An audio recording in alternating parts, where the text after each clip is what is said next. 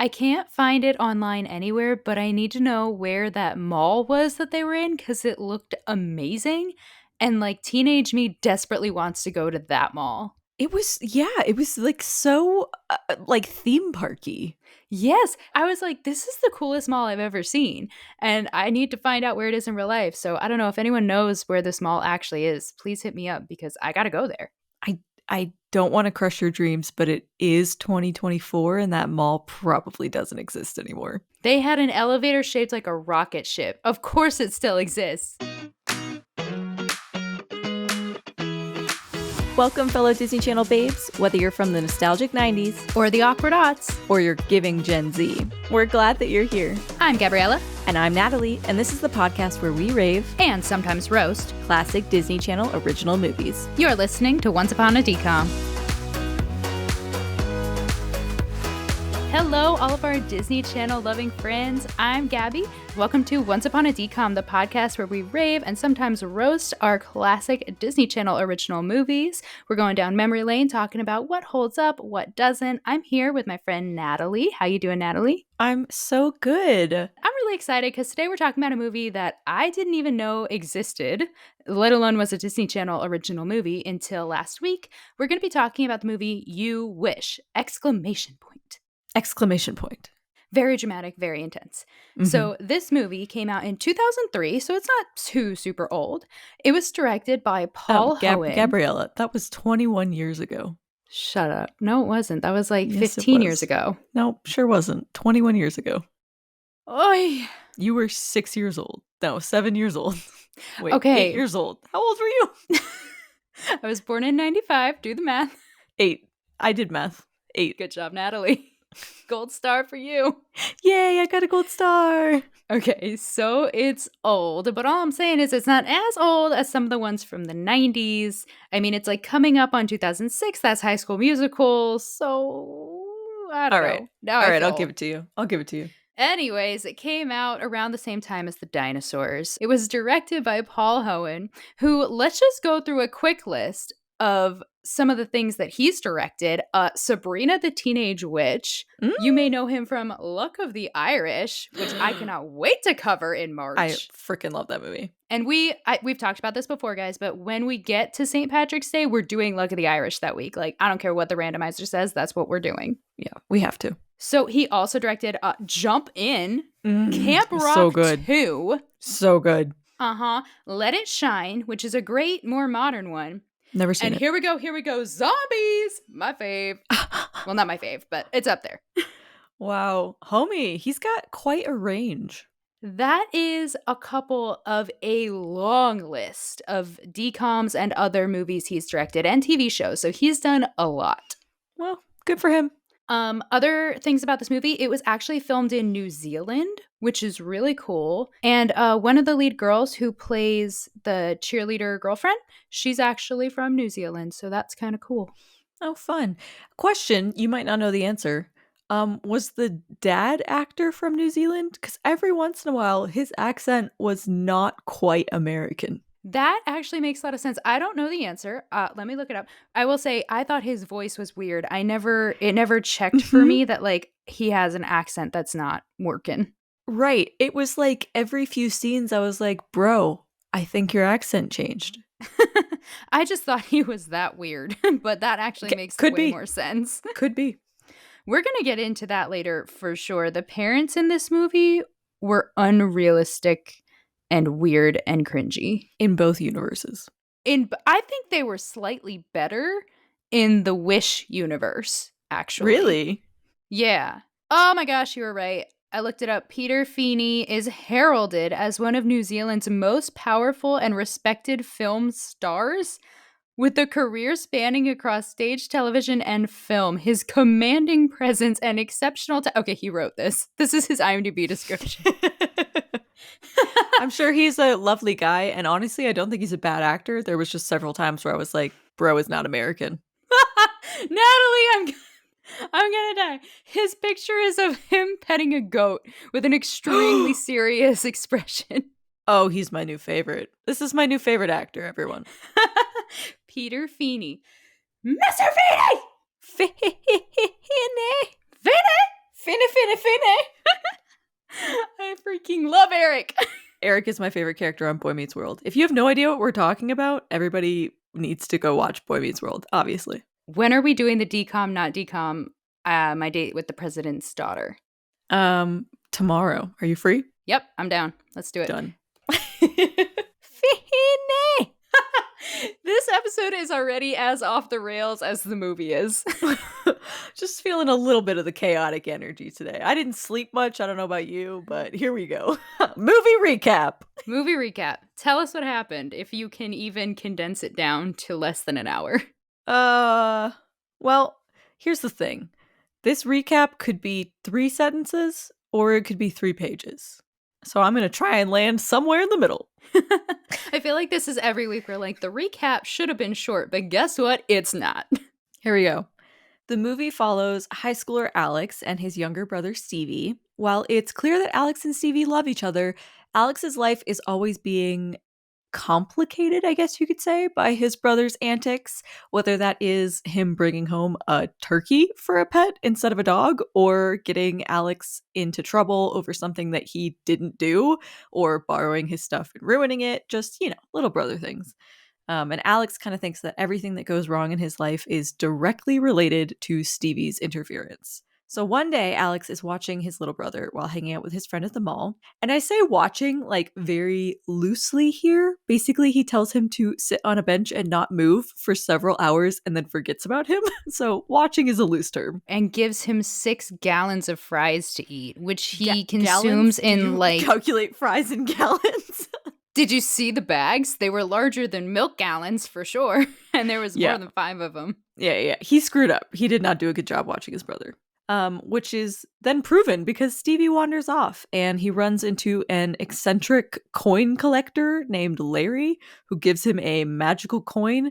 Yes, this is really the plot of the movie. and says that this magical coin can grant any one wish. Alex is later grounded for not watching his brother at the mall, and he's more mad at Stevie than ever. Stevie gives Alex the magic coin to make amends, say sorry, and Alex wishes that he never had a little brother at all. Dun dun dun!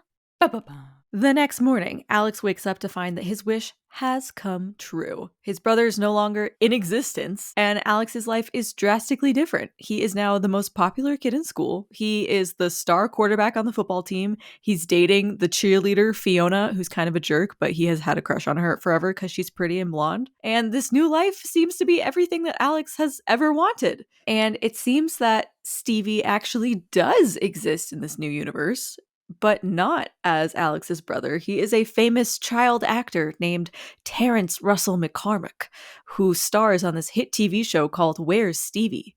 And his life seems great, so everything is better, right? Well, no, it's not.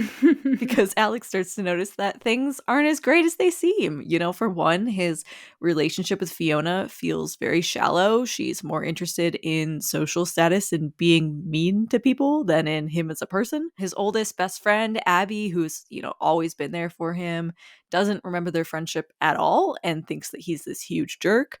Which, to be fair, in this version of the universe, he definitely is kind of a jerk.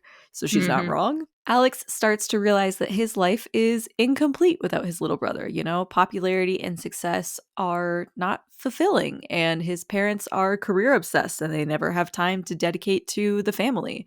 He misses Stevie's presence. And despite all of the frustrations that came with having a little brother, he finds himself longing for even those chaotic moments that he used to resent because he kind of realizes, life is incomplete without Stevie around. So Alex goes to find Stevie in this universe, who, remember, is a child actor named Terrence, and explain to him that they are brothers from another dimension. Obviously, Terrence thinks he is insane, and he kicks him out of his dressing room. But later, Alex is able to convince him and his old best friend, Abby, that all of it is true. And the 3 of them band together to find this magical coin because they think this is the source of what started it all. So maybe if we can find it, we can reverse it. They're able to find Larry in this other universe. He's in a retirement home playing an accordion. Yes, that is really the plot of the movie. And he's also in a wheelchair now because Stevie couldn't save his life by breaking his fall. Listen, just watch the movie. There's so much I can't even explain. Anyway, he doesn't have the coin. Brokenhearted, Alex says goodbye to Stevie and they go their separate ways until Alex's dad gives him an early birthday present, and part of that present is the coin. He wishes that he never made the first wish, and things swirl back in time. Alex wakes up the next day to find everything's back to normal. Stevie is once again his annoying little brother, and all the chaos of their family life has returned. But this time, Alex sees things differently. He now appreciates the importance of Stevie in his life and realizes that his younger brother, despite all his flaws, is someone that he's always truly cared about. And you wish that there was more to the movie, but that's it. It's over. Beautiful. That was a really well done recap. And yet I'm also like, gosh, there's like so many more details and plot points as well that we could talk about. They crammed a lot in. They did. They crammed a lot in. Yeah, uncomfortably so. Initial thoughts, like what are just like your overview first things that you thought of? Overview is really that I enjoyed it. I think it was well done. But I also understand why it has not like stood out as one of the best DCOMs of all time. Like I get why it's not one we're still watching today. Does that make sense? Why? Yeah, why not? I just feel like it's heavy-handed. Like it's a very clear, obvious message. And I also kind of feel like it's a message that doesn't need to be taught. Is that controversial to say? Interesting. I don't know. Maybe I was just a kid who didn't really wish for things to be different. I loved my sister. I don't know. But like I kind of think that, I don't know, things about like Camp Rock is about don't change yourself to fit in, and it's okay to be who you are and stand up and be loud and be proud of yourself. And I feel like that's something that preteens and teenagers really need to hear. And I feel like, High School Musical is very similar in that sort of theme. Or even like Smart House is about familial relationships and about understanding. I think I'm rambling. What I'm trying to say is I feel like there are other movies that give this theme but better. And honestly, like Smart House might be one of those things. So are you saying that the main theme of the movie is don't wish away the good things in your life, and that's Yeah, been done better by other movies? I think so. Because the whole thing is like be careful what you wish for, right? And I just feel like several times over that has been given. And I just, it's like It's a Wonderful Life, right? This is Mhm. It's a Wonderful Life, but for kids. And I don't know if it has as deep of an impact as It's a Wonderful Life. You're touching on a point that I was going to talk about as well, which is just that I think this theme is better suited for adults because they've lived longer. And so Mm-hmm. there's more in their life they can recognize and possibly regret that they've been unsatisfied with. And so I think adults really resonate with this, like you were saying in It's a Wonderful Life and many other iterations of this, where kids or adults are wishing that things were different and then they get that wish and it's not what they thought it was going to be. I just don't think Yeah. as many kids are going to resonate with that message. And so it lands flat. And also, it just goes in such a weird way about it. Like, I think you Yeah. get this same idea with Freaky Friday, which is not a decom, but just a Yeah. great film. And that has the fun twist of like they're switching lives. So you get this like hysterical acting from Jamie Lee Curtis and Lindsay Lohan. And there's like all these funny elements. There's like the clothing and the age gap and all that. With this movie, they kind of just took away the good part of it. Like they were like, he just got what he wished for and it's just awful. Like the whole Yeah. thing is like very depressing in the end, at the end of the Wish Yes. universe. There's no Yeah. like, haha, we had fun along the way. Like there was no fun along the way. All you care about is getting the wish reversed. And that's a very adult way of handling it. There wasn't a lot of comedy. Yeah. And I think if it's an adult theme that you're trying to dumb down for kids, you have to add those lighter elements and they just missed the mark. They were like, it's literally just It's a Wonderful Life, but with like neon lights. And no suicide. Yes, I'm really glad they left that out. Yeah. I mean, yeah. Well, some of my initial thoughts were that I thought Alex, as a main character, was kind of all over the place. Like at the beginning, I was He like, does he was. love his brother? Does he hate him? Like it's very hard to see his motivation here. Yep. Exactly. And I don't know if that was like the actor's fault or the director's fault, but I was like, do you hate him like secretly and you're just putting on a show for your friends, or like do you really love him? It was hard to tell. Yeah, like those first, I don't know, 3 minutes, you're like, wow, they have such a cute relationship. And then you're like, that was a turn. He very suddenly hates his brother. And like, it's Yeah. weird. I said to Nick, this is like too perfect of a family. At the beginning, I was like, this is uncomfortably perfect, but like, I guess great. And then it quickly switched. I was like, okay, now I'm in an ice bath and it's just really, really disturbing. Yeah. And Yeah. let's talk about his parents and how they, well, you start. You start. First of all, what the heck is wrong with his mom? Like, she is not only oblivious, but completely unwilling to, like, fight for the relationship with her oldest son and try and get to the bottom of what's going on with her youngest son. Like, what is Stevie's motivation for being awful? I get he's a little brother, and, like, some of the things, like getting jelly on the skates, sure, like, there's motivation for that. But he's an absolute brat. Like, the fact that he will just scream anytime he doesn't get what he wants. And like his brother loves him and is good to him, and he just has these weird erratic outbursts. And I was like, okay, so the mom is not making any effort to try and like bring unity between her boys or like None. understand either of them individually. And then like the parents are just so one-dimensional. In the normal universe, they're so mean to Alex. Like it's like Yeah. borderline neglectful. And then in the Wish universe, their one beat is like clowns, like, or like robots or something. The way they spoke Yeah. and moved, I was like, what are you doing? I don't know. What are your thoughts? Because I'm on a rant now. No, no, I was the same way. I was so frustrated with his parents in the regular universe cuz like they they side with Stevie on everything. And I understand that there's Everything. this like giant age gap, right? Like I'm assuming, I don't think they say, but I'm assuming Alex is like 16ish and Stevie's probably what, like a 4th grader, like 8 or 9? Probably. Yeah, I was thinking like 9 or 10, something in So that it's range. like a big gap, and I understand that that can cause tension, right? But I you can't always side. This is coming from a younger sibling. I am the youngest. You can't always side with the youngest sibling. You can't show favoritism like that. Or like if your child is constantly telling you this kid is lying, this kid is doing this, maybe you need to be more observant of those Mm-hmm. situations so that you can understand if maybe that's the kid that's telling the truth and not the younger kid. And like he Alex is neglectful. Like he leaves his brother on a bench in a public place alone where there are no cell phones for hours. That's horrible. That's not responsible. However, Right. he And also he's like, 16. yes, but he also takes him skating and teaches him how to skate and he hangs out with his friends and they play games together and he lets him watch movies with him and like he's most of the time a good brother.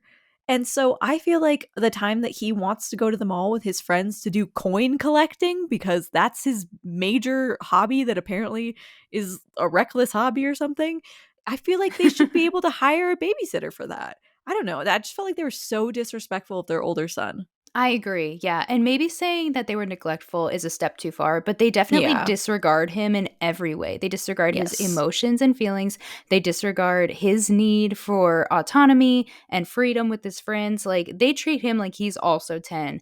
And yet they have adult level expectations of him. Like when I got mad Mhm. that he's 16, what I was saying is he's still really young. He should not have like legal authority over this child for hours and hours and hours at a time in a public place, especially a child who is prone to running off, which they know to be true about Stevie because at the end of the movie, he's like coming back from being gone for like hours. So Yep. even if they don't get mad at Stevie about it, they know he's prone to run off. So I don't know why they thought it was okay for Alex to take him for that long, anyways. I have no idea. I don't know. These parents got on my nerves more than any other parents in Disney. I would go for dumb parents over these parents any day. Yeah, they were just frustrating, right? Like that was it Mm was more, they were less annoying and more frustrating. Like you wanted to shake them and be like, "I feel like you're the problem." Like maybe hmm. it's Yes. not Stevie, maybe it's you. You're the issue. And that's why I like them more in the Wish universe because there was no comparison between the two brothers. They were I mean, they were weird and awkward and kind of robotic, but at least they cared deeply about Alex. And like, Right. I thought they was going in a direction when he was like first having his episode, when he like first woke up and was like, oh my gosh, what's going on? And they did the little like, who's on first bit with like, where's Right, Stevie? yeah. He's in the TV. No, where's Stevie? And they're like, yeah, the TV show. Like that whole bit. Alex runs upstairs, and I was just waiting for them to be typical DCOM parents and like shrug and be like, and head off to work. But they're like, chase him up the stairs. They're like, are you okay? Like, what's going on? We need to take care of you. And I was like, Mhm. oh, there it is. Like, they're actually way better over here. So this is, I don't know. We can move on. They just No, bothered me so much. I do think it's interesting to say, like, while the whole point of the movie is that his life was not better after this wish, some things were better after the wish. Most things were better. He wasn't bullied, and his parents paid attention to him, and like it's not all bad. It was not all bad. There was actually, I think most things were better. But I guess that is the whole point of the movie, just to say, like, yeah, some things could be better, but like the thing that mattered most was not better. I just don't know if it was effective. I guess that's another reason why this one didn't really take off, because I'm not going to lie, at the end of the movie when he's like kissing the ground they all walk on, I was like, is anybody else not happy to be back? I'm not 100% happy to be back. On the one hand, I was like, I just want the wish to get solved so he can stop being so miserable. And then we get back and I'm like, oh, great. We're back to like this miserable existence he lives in. Like, this is not a Yeah. happy ending. He's They not didn't create happy. a world worth going back to. Yeah, and it's not like Stevie's going to change, right? Because Stevie hasn't undergone any transformation. He's still going to be a little brat. And his parents are still going to be ignoring him. The only person that went through a change was arguably the person that didn't need to go through a change. Now we're getting down to it. That's what's wrong with this movie. There was no actual growth arc. Yeah, that's the problem. There's no character arcs. Nope. It's just a miserable guy who becomes more miserable and then goes back to his slightly less miserable, also slightly more miserable life. They should have retitled this, It's a Miserable Life. That's going to be what I put in the YouTube channel title. So, the 1,000 Miles montage was, what are your thoughts? So dramatic. So dramatic. It was up there with Kristoff singing Lost in the Woods. Yes, it gave those vibes for sure. For sure it did. When it first started, I thought it was a joke. And then it went on for the duration of the entire song. I literally thought it was a joke too. And I was like, oh, this is like a 3-minute thing of him walking down the street. It's dark. It starts to rain. I'm like, oh gosh. There's slow motion flashbacks to the life that was, which was a terrible life. I was like, oh, we're in it. We're a minute and a half in and we're still going strong. I might have zoned out for that part. I'm not going to lie. I couldn't go without bringing it up. I thought it was, the reason to watch the movie, really. No, I'm just kidding. It was awful. Yeah. All right, Natalie, I have a question for you that can take us in a maybe better direction. Sure. What is one big thing that you would wish for? Maybe not something in your life you would change necessarily, but like one big wish that you would make if you had the magic coin. Would you like a funny answer or a real answer? Whatever you want to share. Just remember, this is a public podcast. Oh, that's right. No. I'm just saying that I think probably 40 to 90% of my problems could be solved right now if I had an extra $100,000. Okay. And that might be a very basic wish, but tell me I'm wrong. Tell me your life would not be changed by $100K right now. I find your wish refreshing because it's what everyone wants and then like convinces themselves they're not supposed to say. And then they don't say it. I'm not afraid to say it. Who doesn't want $100,000? Yeah. I mean, at that point, I could probably wish for more, but I don't want to ask too much from my wish genie or my magic coin, Right. And then, you have the issue of like people who get rich can go crazy and there's a whole tax thing. And I think that's a good solid amount. Yeah. What about you? I mean, I could do with some money. So you're making me think maybe I'll just agree with you on the $100,000. Yeah, I don't think there's a single millennial out there who's going to answer differently than how we just did. So accurate. I would love to have a really nice modern house, like Mm-hmm. the kind that I could never possibly afford in real life. Not because I care about it for the image, because I genuinely, like, I'm such a homebody. I love my house. I love where I live. Like, currently, I love my house, even though it's a small condo. And I just feel like I could do so much in that space. Like, I could host a bunch of people, I could have people over, we could do events. Like, I just would enjoy living in that space so much. I could have all the gardens I want. So I don't know, like those like Malibu modern houses, like I would Yeah. wish for one of those, like fully furnished, ready to move in, has all of my decor the way I want it, with the kitchen appliances and the fancy blenders and all the things. Like Fancy blenders, plural? More than one fancy blender? well, you need, the big one for soups and then the little one for smoothies. Sure. Sure. Somebody out there gets me. Oh, goodness. You know what I really want? I want the like wine cooler that's built into the wall, and then the Mm-hmm. fridge that's actually like one of the like cabinets. So you don't even know there's Mm. a fridge. You know what I'm Don't talking even about? know there's a fridge. Oh, I for sure know what you're talking about, yeah. It's like a magic hidden fridge. Yeah, that's what I want in my big fancy house from my coin wish. And a bookshelf that hides a door behind it into a magical library. Would be fantastic. Also an Mm-hmm. infinity pool. I think we just need $1 million and then to buy. Well, no, $1 million isn't enough for our fancy house. We No, need not even five close. That's million why I want. dollars. No, my wish gets me everything I want in the house, no money required. Okay, can I have like an ensuite? Of course. No, there are so many rooms in my big fancy house, Natalie. You can Beautiful. come with your $100,000 and get whatever you want and live with me. It'll be great.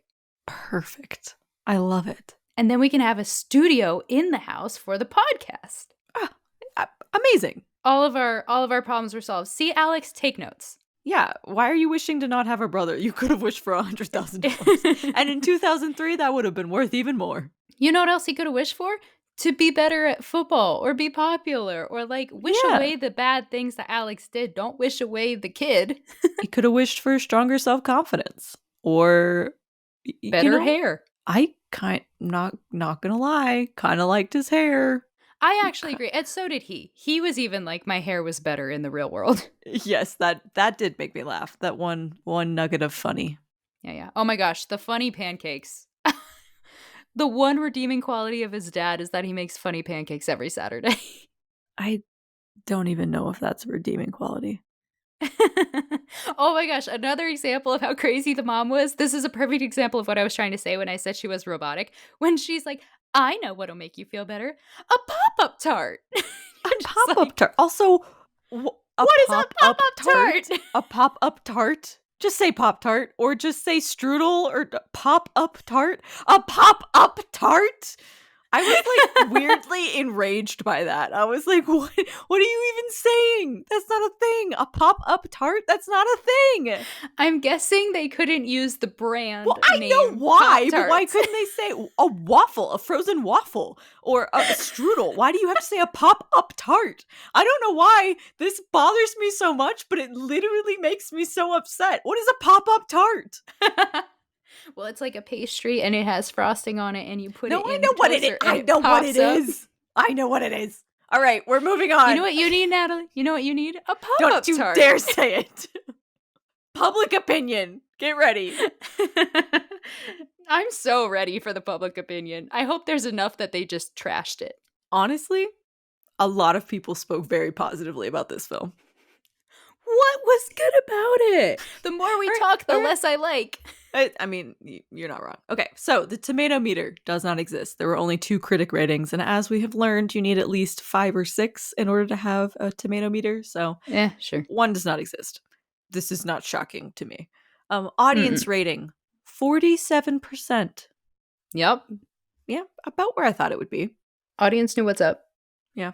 Okay, so I pulled one critic review, and this is from the LA Times, and it says, a strong cast of Disney Channel regulars with a script by Christopher Reed and Cynthia Carl and a note-perfect direction by Paul Hohen combined to make it one of the best efforts of the basic cable outfit's original movie franchise. They really, really thought this was one of the best DCOMs in 2003.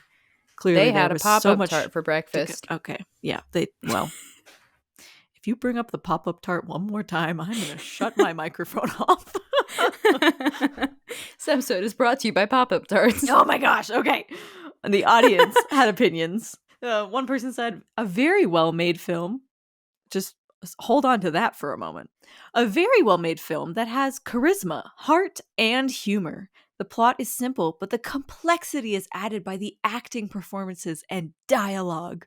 1, charisma, I'll give them. There was a lot of charisma coming out of this movie. 2, So much simple charisma. plot, no. Yeah, I will agree. I don't think the acting performances were bad. I think I said that earlier. Like, I think everyone did, mostly fine job, and I couldn't really complain about that. But I don't know if it was redeeming enough to make the weird plot and messy theme work, Right. Oh, I do want to point out the acting from everyone minus the parents was great. I had Yeah. no complaints about how it was acted. I have complaints about how it was written, Oh, for how sure. it was edited. Oh, many complaints about how it was edited. I mean, it's another one like Cadet Kelly. If you have epilepsy, just don't watch it. Agreed. All right. This person said, it's an underrated Disney film that deserves more credit than what it got from people. It teaches a valuable lesson, and there's a good sense of humor in this film. The plot points are well put together and a nice choice of actors that we recognize from other shows they've done on Disney Channel. It's like a kid's version of It's a Wonderful Life. Oh, that's where you got that from. That was absolutely where I got that from. I stole that from that anonymous user. And does it teach a valuable lesson? And does it have a good sense of humor? And are the plot points well put together? I don't know about that. I'm going to go with a strong no. Yeah. This final one that I polled really, I think, encapsulates what we're both feeling about this film, which is not that great, but if nothing is on TV and this is on, might as well give it a watch. I mean, yeah, that's true. I don't want to completely trash it. There were some good moments. I did really like the Alex character. Spencer Breslin's hysterical. So as much as his character is obnoxious, like I thought he did a good job, especially when he's the entitled little theater kid or what's it Terrence. called? Terrence. Yeah, when he's on The TV. child star. Yes. And he got me in the feels for a second there when he was like, I never get to do anything fun. I just want to like ride the rocket ship ride at the grocery store. I was like, oh, sweet. So there were like positive moments. Oh, for sure. I don't regret watching this movie. I will say that. I'm probably Me never neither. going to like reach for it again, which is a very dated reference because I don't reach for anything. I have Disney Plus. But like, I'm not going to seek it out again. But I didn't hate watching it. I was like, yeah, it's a fine movie. It's fine. I agree. Yeah. During the viewing session, I was like, fun. I really loved Abby. I thought their relationship, her and Alex, were so cute and wholesome. And, like, if nothing else, I feel like the one redeemable thing at the end of the movie was that he finally realized what he had in her and, like, asked her out. I thought that was really good. And I liked that a lot. Yeah. And I actually think that's a excellent transition to the Where Are They Now? Because I need to know why Leilani isn't acting anymore. I love her as an actress, and I loved her back in her Lizzie McGuire days. Where is she now?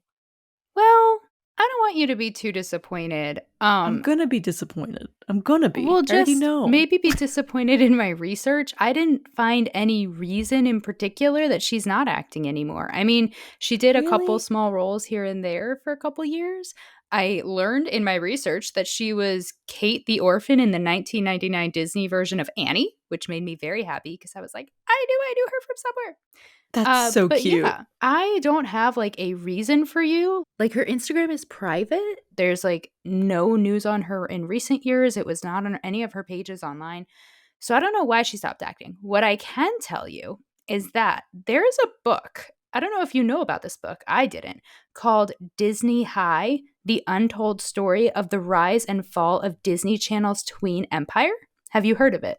I have not, but this sounds absolutely like a book I want to read. It absolutely is a book that we should both read and probably talk about on the podcast. It's basically the background drama that was happening during this era of Disney Channel stars, especially during like Lizzie McGuire and That's a Raven and like that whole era. So I think it was like pre I mean, I don't know. I haven't fully looked into the dates that it talks about, but I think it Okay. was like pre Hannah Montana. But, anyways, the point is that Leilani is the narrator for the audiobook.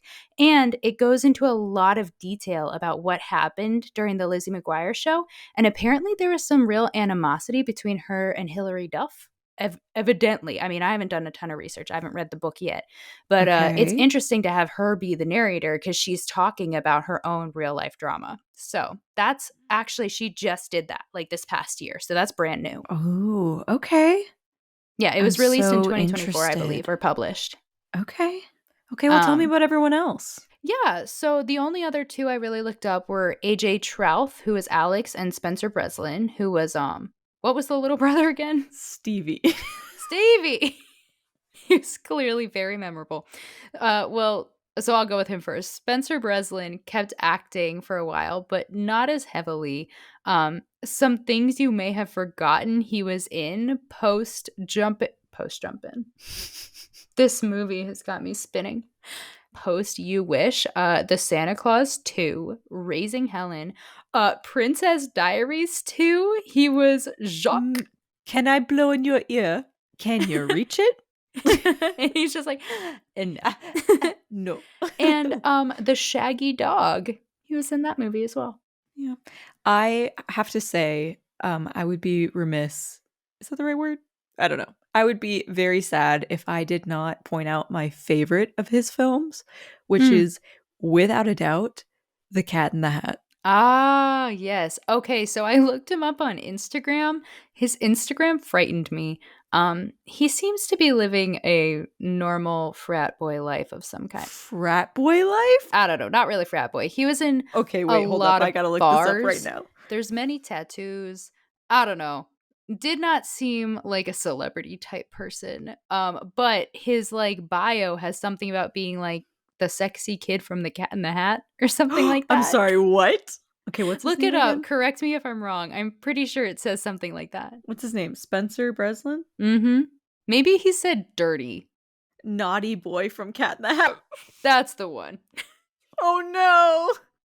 I Oh mean, no. one scroll through his profile and you could pretty much figure out the kind of person he is now.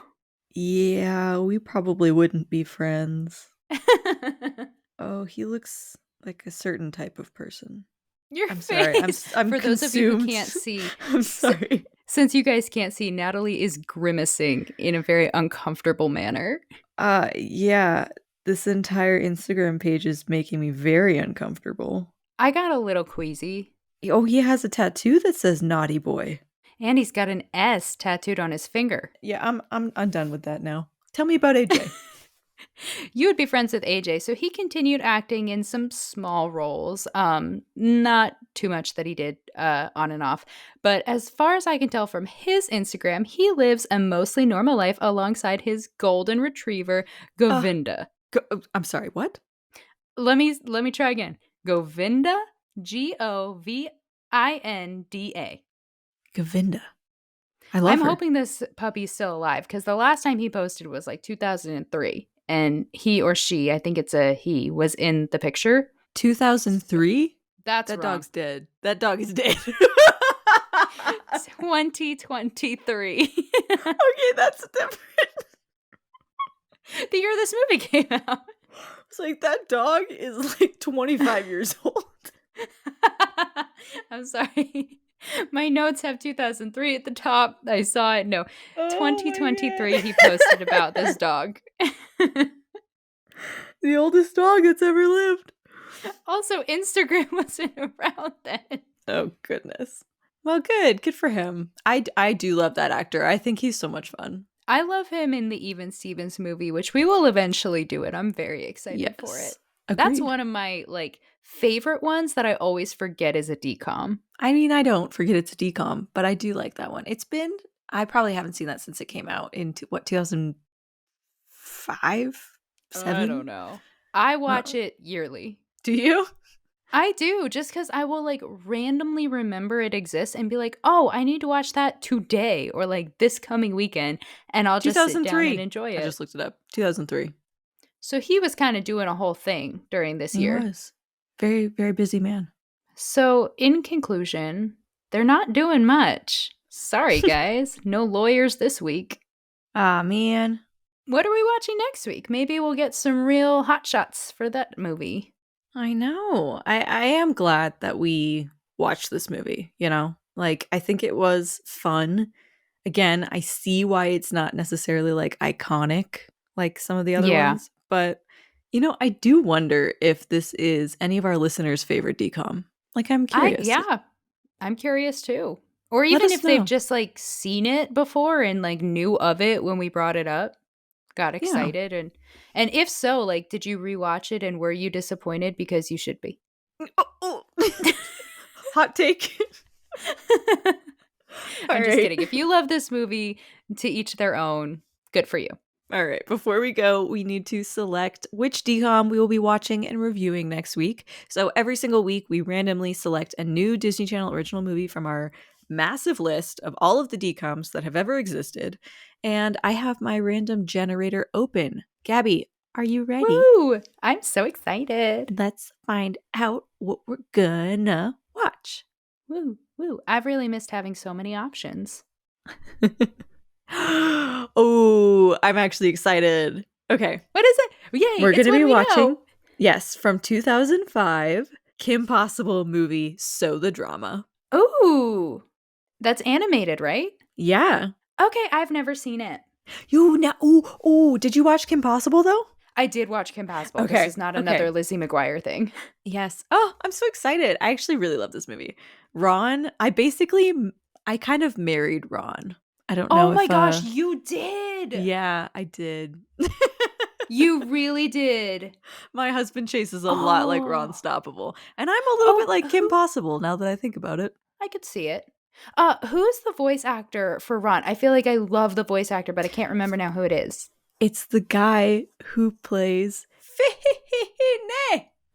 Yes! Oh, full circle. Guys, we did not make up this generator. That just happened that way because the universe loves us. No, what is that actor's name? I don't know, but I love him. Eric is how I know him. I know. Will Friedle. Thank you, Lord Jesus, for just understanding my need for more of this man in my life. Will. Kim, yes. we have to get tacos. Oh my gosh. I'm so happy now. I'm very excited to watch this movie. I might just skip that movie and watch Boy Meets World instead, and we can talk about that next week. Hey. No, I'll watch the movie. I'm excited. Now that Halloween is long over, I'm definitely feeling like I should be the dark-haired girl in the green for Halloween next year. Shigo. Yeah. We love Shigo. She's cool. All right, guys. Well, this has been fun. Thanks for joining us for our rant session. Whoop, whoop. I hope that you enjoyed this movie. I really do. It was not terrible. I'm sorry if we offended any of you with our harshness, but you know, every once in a while there's just a movie out there. Mom's Got a Date with a Vampire. That if we apologize for every movie that we roast on this podcast, we're going to be doing a lot of apologizing. I mean, it's about raving and roasting, and we do a lot of raving. So every once in a while, you get a bit of a dud. So it makes for a better episode. Yeah. We will see you guys next week for a Kim Possible movie, So the Drama. So the Drama. What's the sitch, Wade? Dun dun dun dun. What is that? That freaky thing. Yeah, that's right. It's a nigga mole rat. Thank you all so much for listening to this episode of Once Upon a DCOM. Like what you just heard? Leave us a rating and review. We'd love to hear your thoughts. Also follow us on Instagram and TikTok at onceuponadcom.podcast and share this podcast with your Disney-loving friends. A big thanks to Gabby for editing this whole podcast together. Thanks, friend. And don't forget to subscribe because there's always a new episode on the way. This is Gabriella. And Natalie. Signing off with a sprinkle of pixie dust. And a whole lot of nostalgia.